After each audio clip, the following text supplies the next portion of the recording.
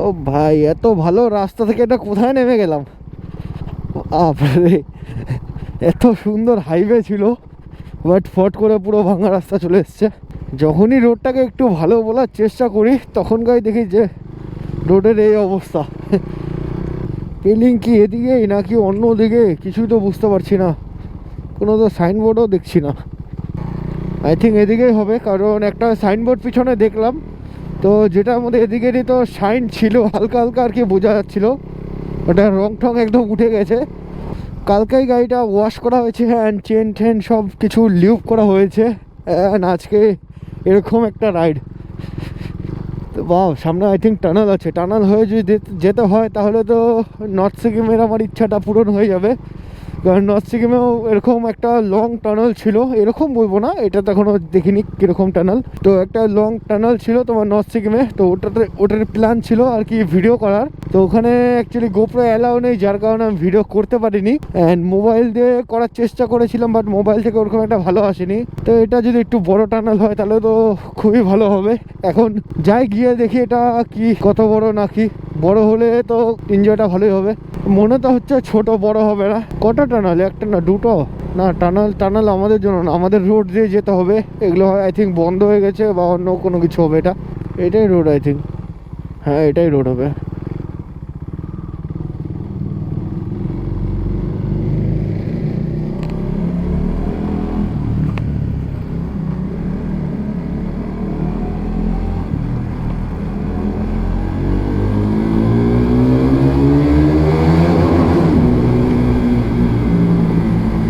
Wow.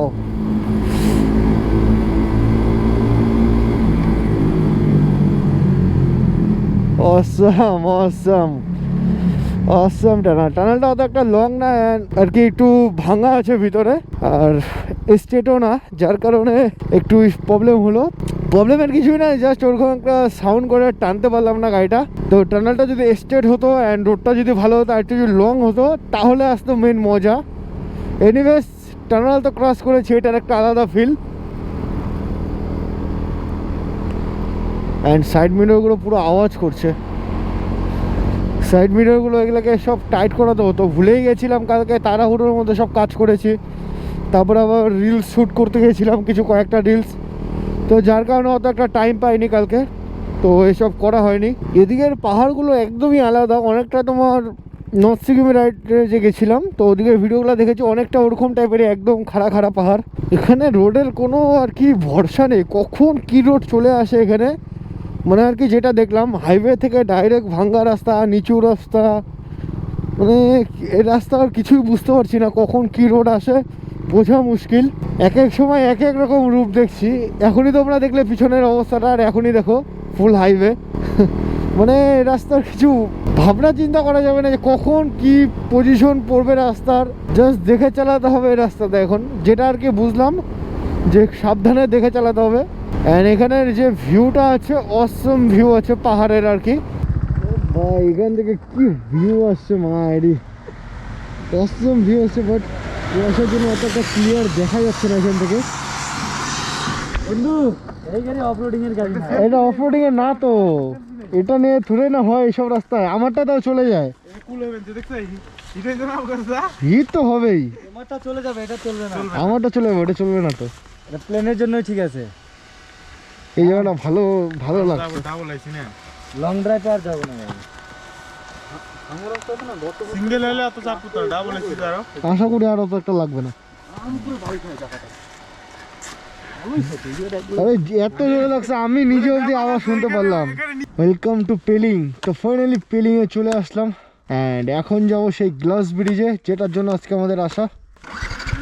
তো বসে গেছিস?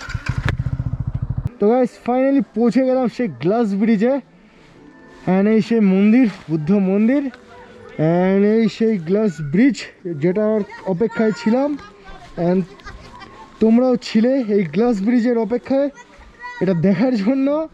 তো এই সেই গ্লাস ব্রিজ যেটার জন্য এর আগেও আমি আসার অনেক চেষ্টা করেছিলাম, বাট অর্ধেক রাস্তা থেকে ঘুরে যেতে হয়েছে, কারণ এটা ডিস্টেন্স অনেকটাই লং।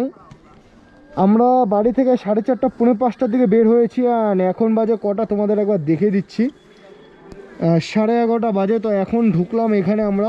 তো তোমরা বুঝতে পারছো যে কতটা আর কি টাইম লেগেছে আমাদের রাস্তার।